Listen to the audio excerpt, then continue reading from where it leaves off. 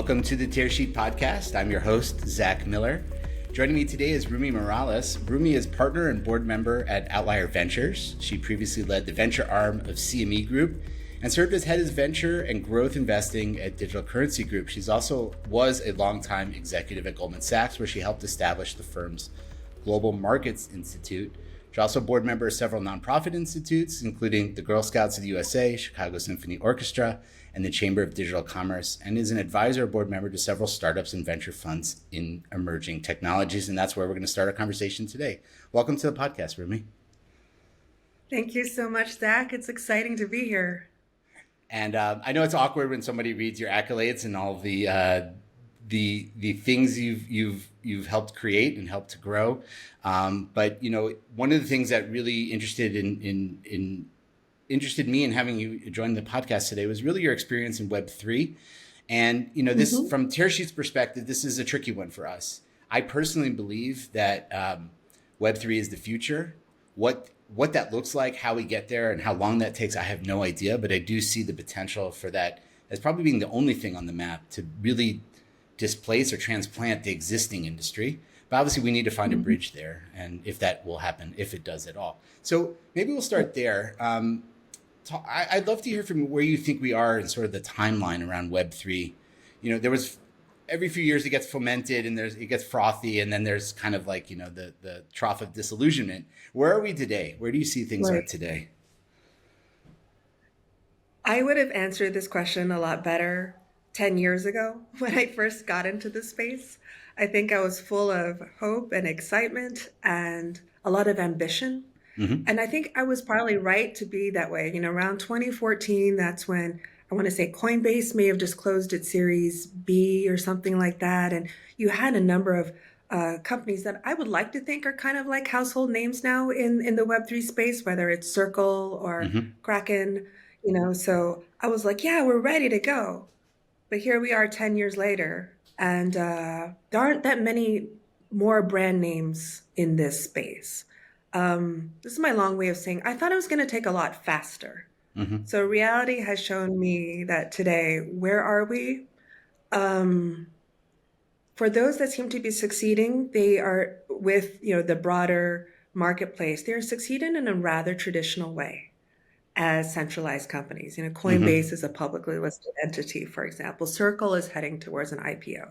But if you look at Web3, if you look at originally at Bitcoin, it was founded on this decentralized, pseudonymous principle. And that really has not become all pervasive at all. So the question is that theory of decentralization ever gonna take over centralization? The jury is completely out for me on that one. That's a really interesting way to put it. And you're right, like over time, those companies that may have started with an ethos of decentralization have become more and more centralized.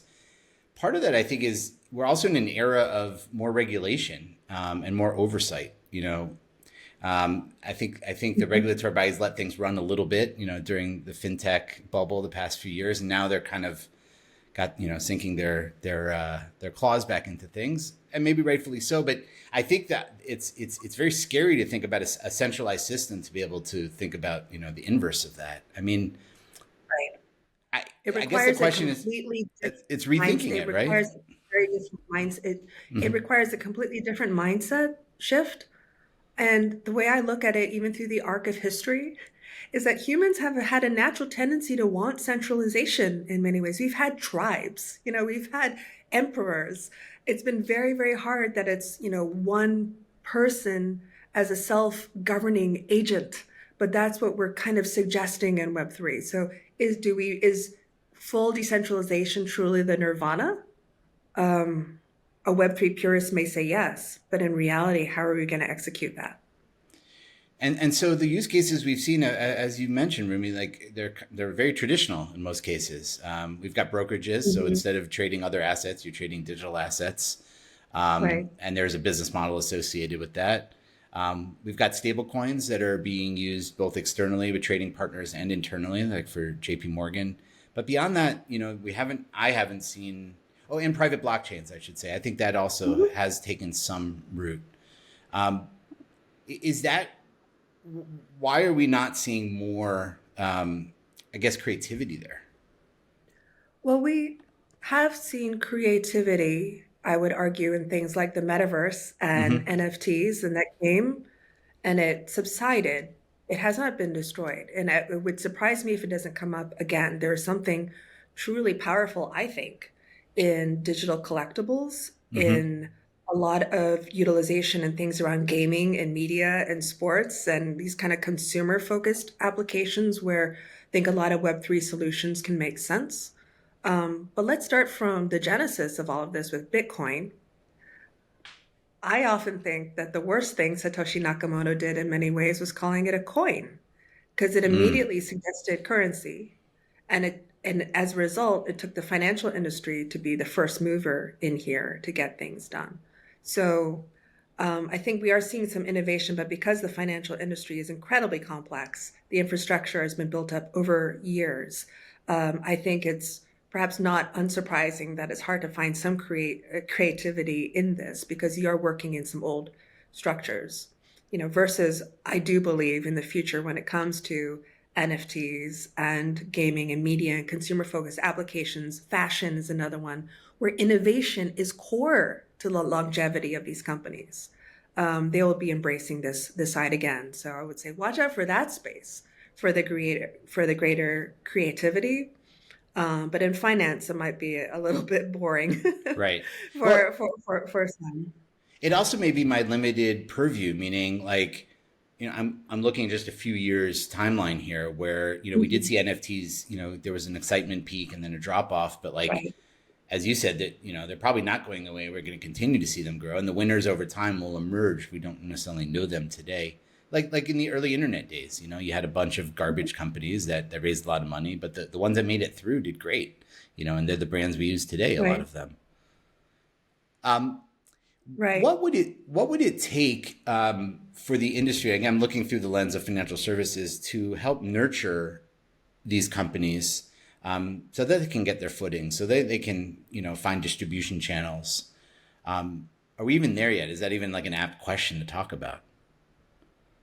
Well, I feel more positive with every downturn that we have, if that's any Yes. Right. consolation.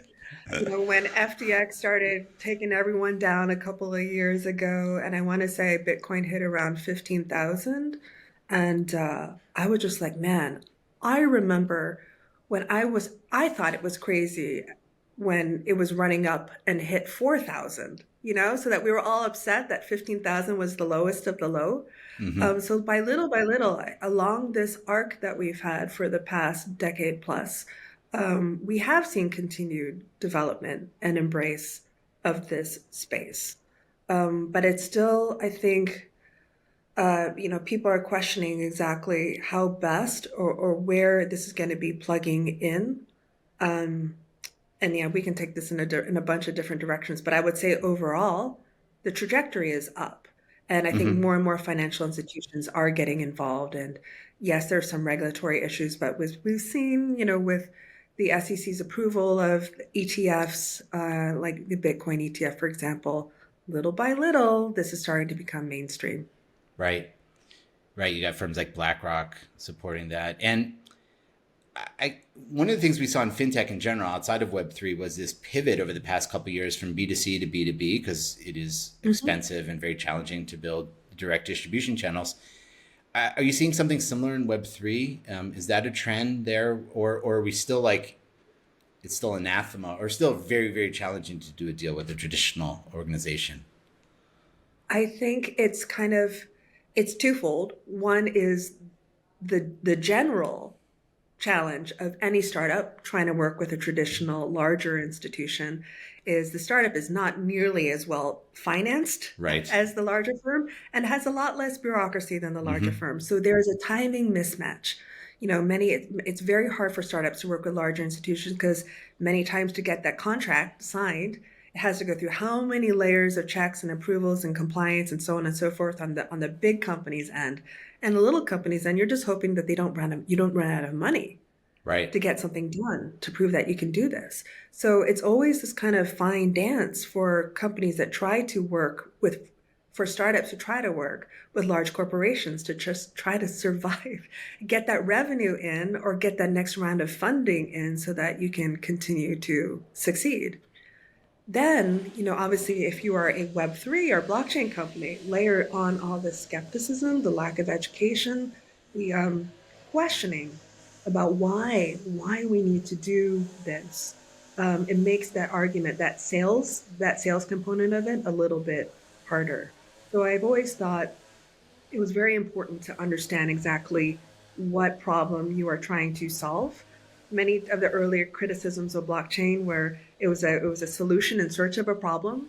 So Mm-hmm. for those companies that have been able to be more successful so far in this space, it's really understanding their customers' pain and trying to address it versus saying, "Hey, I've got this miracle drug, whiz bang doodad, and it's going to fix everything if you just invest $X 100,000 in this."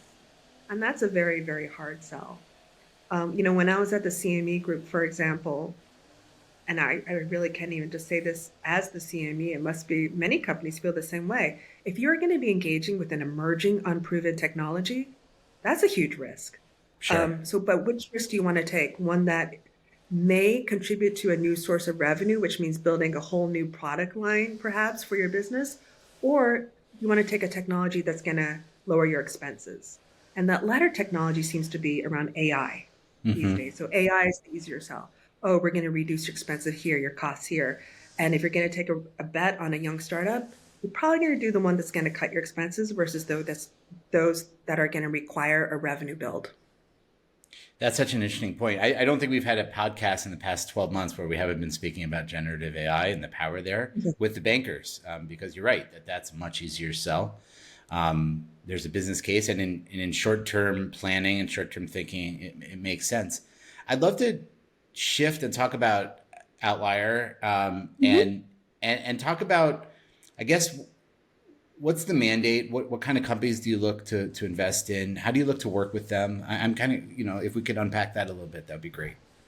Sure. So Outlier is an accelerator focusing on Web3. So if you're familiar with Y Combinator, for Hmm. example, or Techstars, it's like that, but with a Web3 focus. Most of the projects that we invest in do have a token. They have some type of token component. So we're not talking about just equity investments, but this can be on the token side as well. And we've probably accelerated around over 200 companies Wow. at this point, helping them in their earliest stages of growth. So these are pre-seed or seed stage companies. So it's kind of funny for me. I spent 7 years at the CME Group, 7 years at Goldman Sachs. I still have that Kool-Aid in my blood. But what I'm doing at Outlier is kind of absolutely bonkers in comparison to that because it is really, really, really at the front end of decentralized solutions at the pre-seed or seed stage in industries that may not even have been created yet. Hmm. So I guess my own existential professional arc is how do I connect the two, right? How do I connect Goldman and CME and traditional finance with what could take decades to emerge? But I do believe that there are a number of powerful reasons why we want to work with Web3. And as much as I was poo-pooing decentralization and the fact that it's not human nature, I do think when it comes to data and data ownership and privacy and individual rights, this idea that humans and individuals should be owning their own data and not giving it away to centralized entities is becoming more and more and more important. And that's what, Web3 at Outlier is kind of about. It's about putting the power back in the individuals who create their own data. So beyond some funding, what other services do you in the accelerator provide these companies to help increase their chances of being successful? Well, it's everything from, legal, marketing, finance, uh, but then token design, token economics, introductions to funders, so on and so forth, everything that you might expect a traditional accelerator to do. But we have a strong technical focus as well. For those who are not as familiar with what I'm calling tokenized protocols or companies that may have an initial coin offering, ICO, or initial token offering, so on and so forth.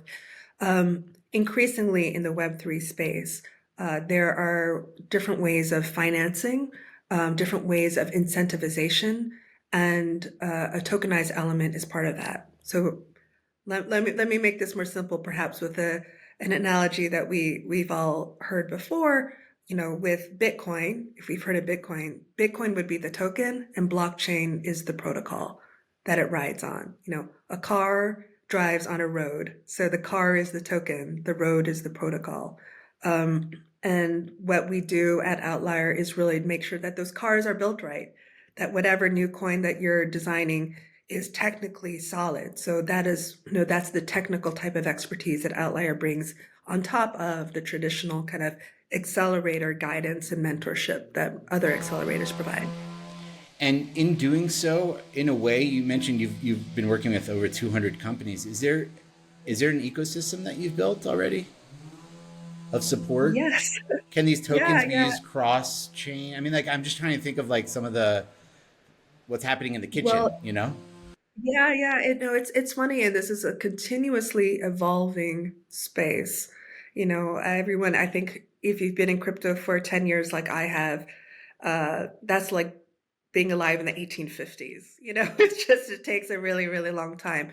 There's certainly an ecosystem amongst the Outlier portfolio, but we also work with a number of different crypto exchanges, other crypto VCs, a number of strategic partners as well, so enterprise partners that we have. And increasingly, and this is another criticism that I'll address of Web3 is like, who needs all these tokens, right? Like, who needs all these roads? When are we just going to have like the U.S. highway system ultimately be built here?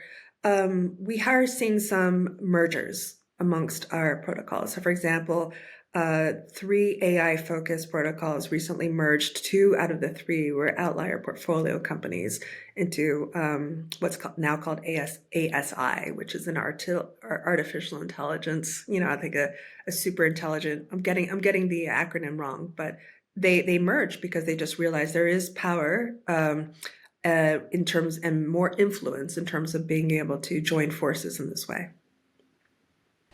And how are you have traditional companies, traditional financial institutions gotten involved in your ecosystem specifically? And if so, how? That's a great question. We do have a corporate innovation program, and we've had fits and starts of this in the past. Obviously, there are different the hype cycles along the way, and we've had more corporate interest, and some have scaled back, and some have come forward again, and so on and so forth.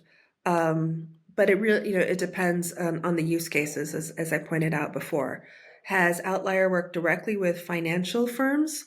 Not to my recent knowledge. But that isn't, that's not to say they're not welcome at any time to be able to collaborate on this stuff. Like DeFi would be one area that we have Hmm. done before. Decentralized finance is one component of Web3, and that is something that we're more than happy to engage and introduce our portfolio companies to any banks or other traditional financial institutions that might be interested. And I'm sorry to keep harping on this, but I think it's a really important question. Like, what will it take to get them to get more involved? And when do you imagine that happening? Because it almost feels like we can't get to the next stage because the banks aren't going to build this stuff. They don't have the capabilities or capacity to do it. So they have to participate in these communities, in these ecosystems, like the one you're building at Outlier.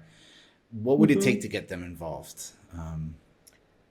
Yeah, I think it's for me personally, and I've thought about this a lot as I've been banging my head against the wall for a decade here, is I do think it's important to focus on an overall market that you believe in their growth over time, um, recognizing what's not going to change in terms of a human need.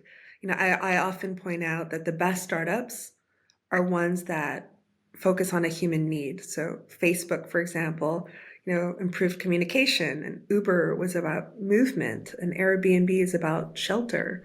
So what's your need in finance?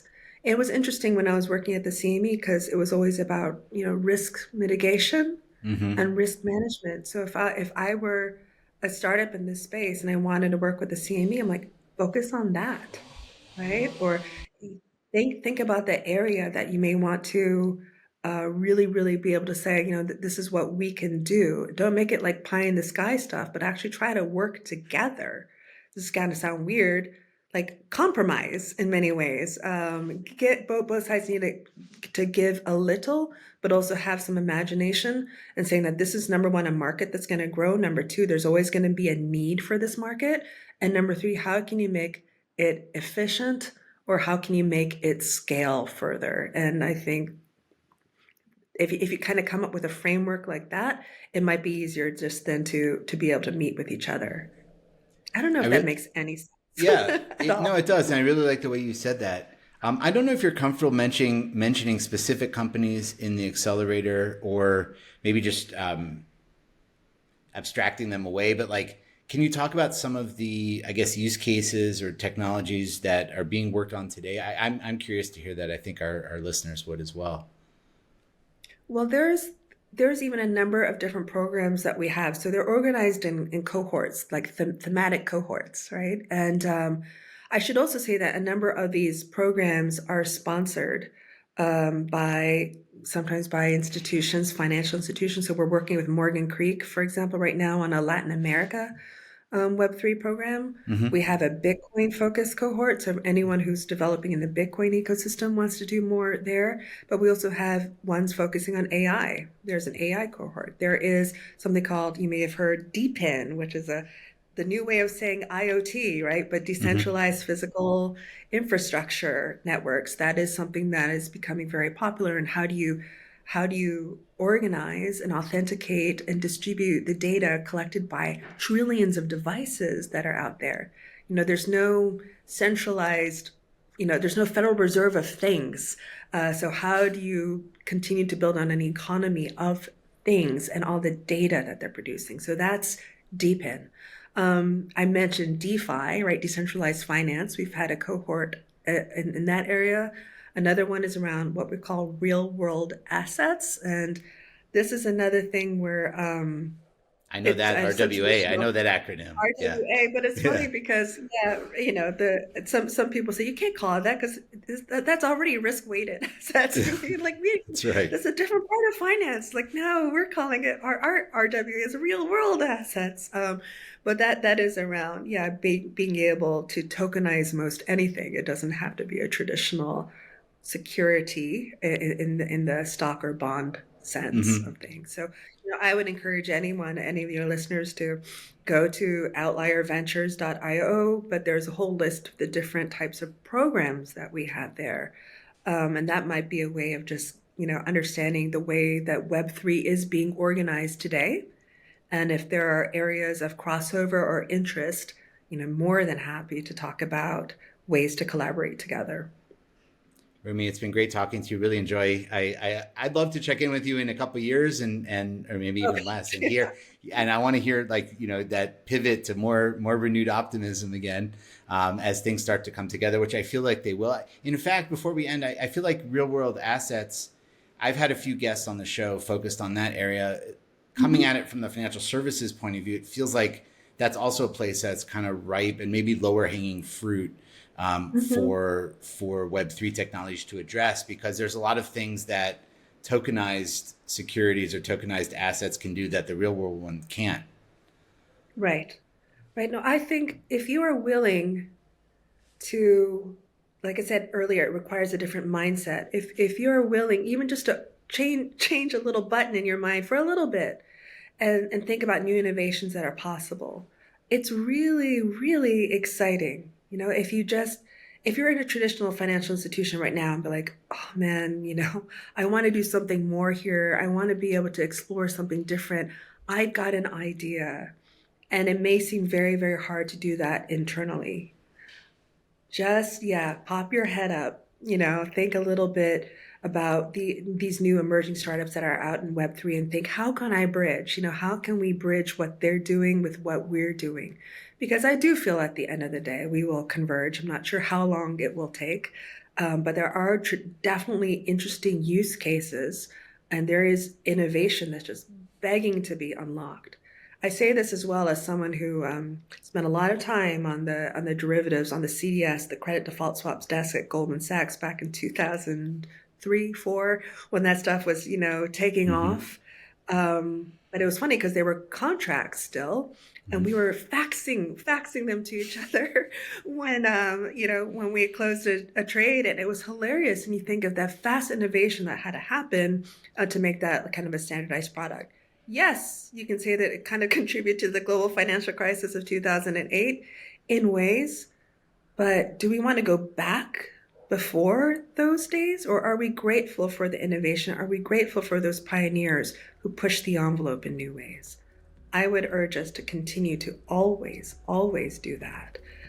If you are interested in Web3, I'm here to help. You can reach out to me on LinkedIn, or like I said, visit Outlier, or just, start exploring conferences and think about ways that you can innovate in your own organization, because we all have that ability to create. We all have the ability to change our environments. And this is a great opportunity to advance the financial services industry.